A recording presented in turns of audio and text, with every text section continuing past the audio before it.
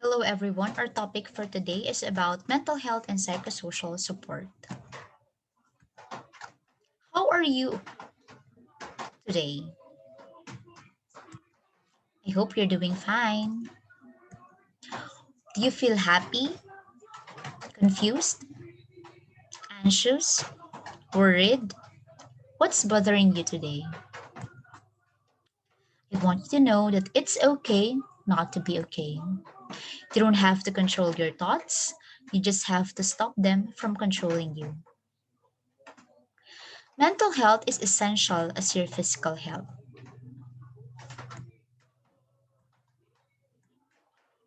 So now, let's talk about mental health. What is mental health? When we say mental health, it includes our emotional, psychological, and social well being. It affects how we think, feel, and act. It also helps determine how we handle stress, relate to others, and make choices. Why is it important? Why mental health is important?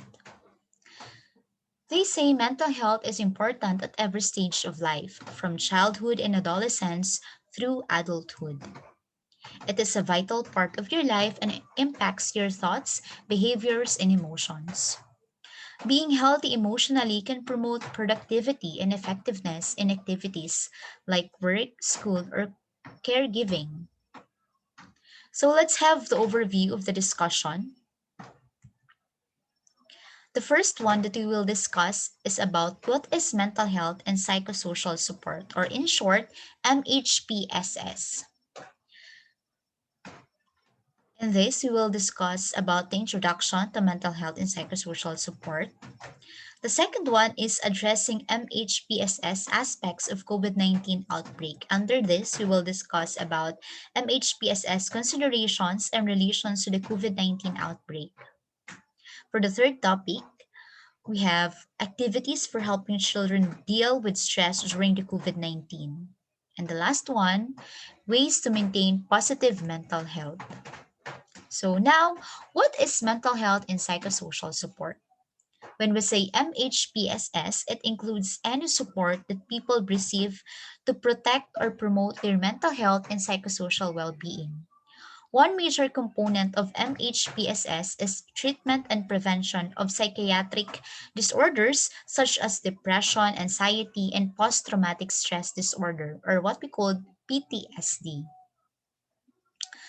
According to UNICEF, children exposed to conflict, natural disasters, and other humanitarian crises can suffer severe psychological and social consequences. Failure to address mental health and psychosocial issues stalls a child's development and bars her from opportunities to participate meaningfully in society. All too often, children with mental health conditions suffer stigma, discrimination, even human violations. They may be excluded from their communities or exposed to further violence, including in the places they should be safest. Crisis situations also put parents and caregivers under mental and psychosocial duress, which can prevent them from providing the protection, stability, and nurturing care their children need during and after an emergency. Mental health and psychosocial support, or MHPSS in short, is essential for improving the well being of children affected by humanitarian emergencies.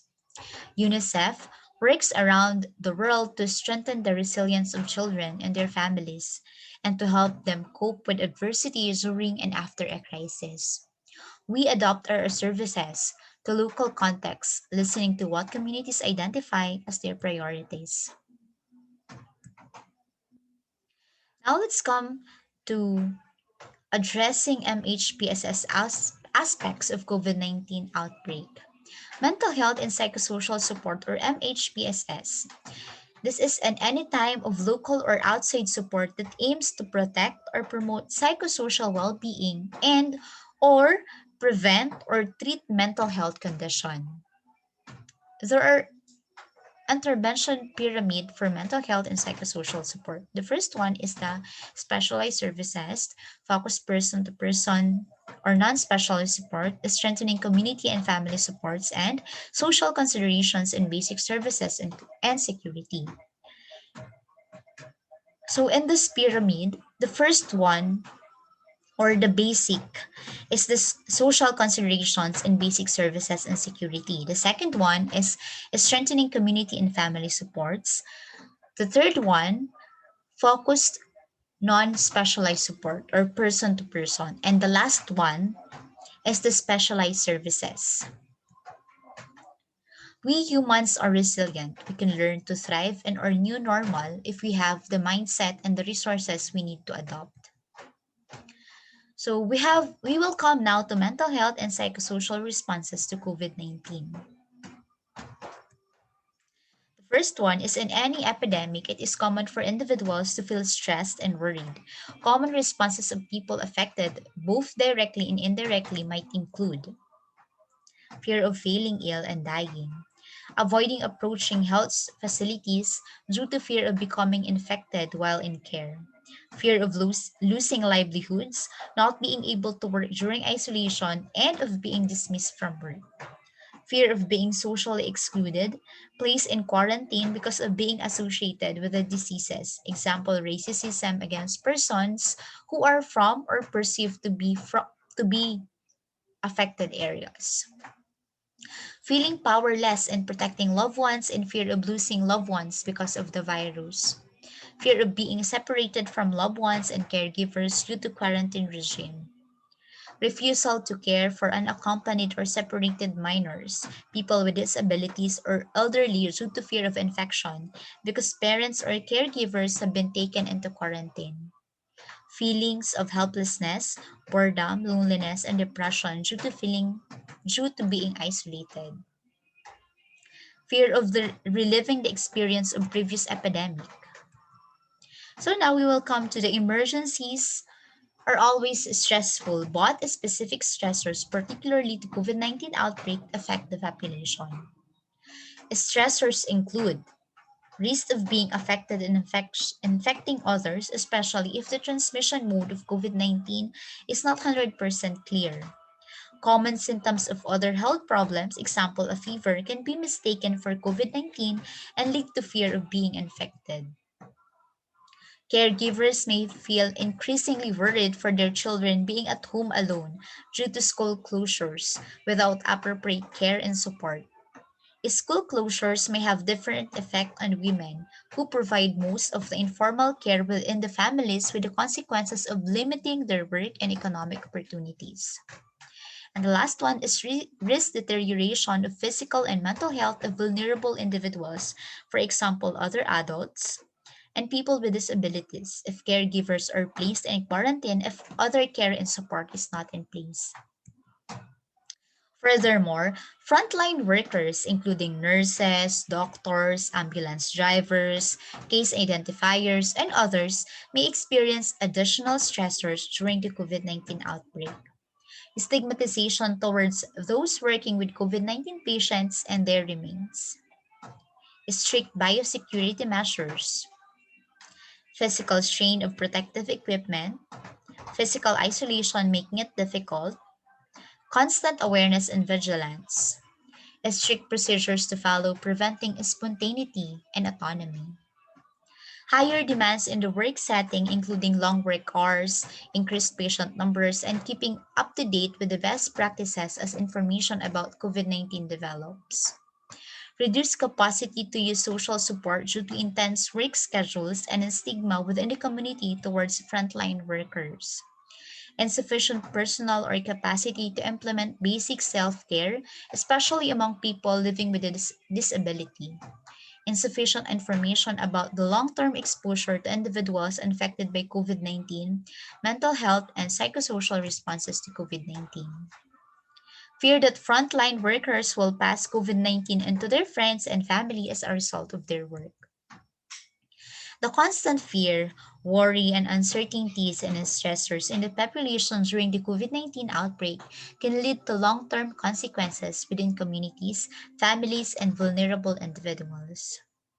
Deterioration of social networks, local dynamics, and economies. Stigma towards surviving patients resulting in rejection by communities.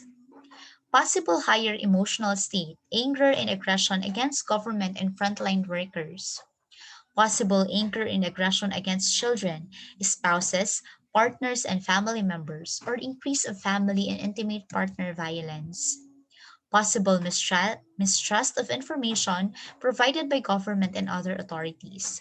People with developing or existing mental health and substance use disorders experiencing relapses and other negative outcomes because they are avoiding health facilities or unable to access their care providers.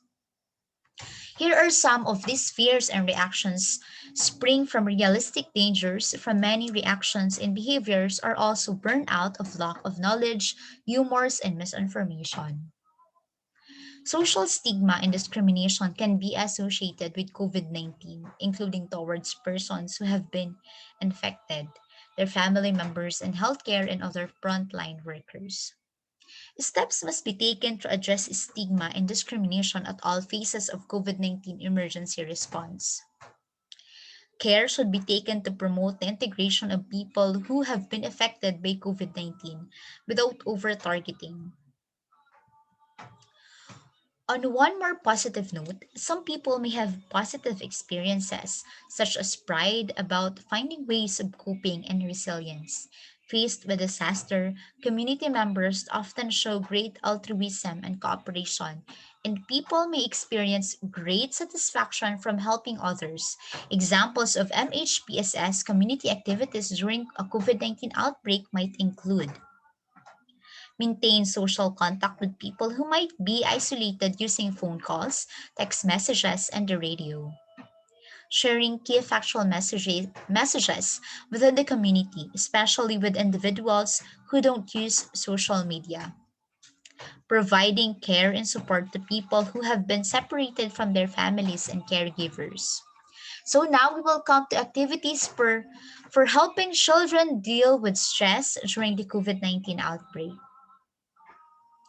The first one is encourage active listening and an understanding attitude with children. The second one is children usually feel relieved if they are able to express and communicate their disturbing feelings in a safe and supportive environment. Encourage an increased sensitive and caring environment around the child. Make opportunities for children to play and relax. Keep regular routines and schedules as much as possible or help create new ones in a new environment. Provide information about what has happened or could happen in a reassuring, honest, and age appropriate way. Now we will come to ways to maintain positive mental health because your mind matters. The first one is eat healthy. Mental health and wellness from inside and out, and food can be a great benefit. For example, take 10 today by making a healthy meal or identifying ways that you can better fuel your body through food. As Rachel Brink said, you have to offer yourself grace for when you sleep up and getting right back on track. The second one is exercise. Physical activity is a cornerstone of what we do at the Team RW. There's increasing evidence that it's effective in supporting solutions for both mental and physical health challenges. Life can often feel chaotic and out of control, especially when we are always taking care of others. Physical activity helps me regain my center of focus for the window of time. It's about taking care of myself. When I have the physical or tangible reminder of it's okay to focus on, take care of me, it also serves as a reminder to take care of myself mentally and emotionally as well, said Juliet Sanford. Sleep. Stress can cause insomnia and loss of sleep can become a stressor. Sleep is often overlooked but critical component of mental and physical health. So take a look at your sleep patterns to see if they can be improved. So according to the Department of Veterans Affairs, has some great tips to help you sleep.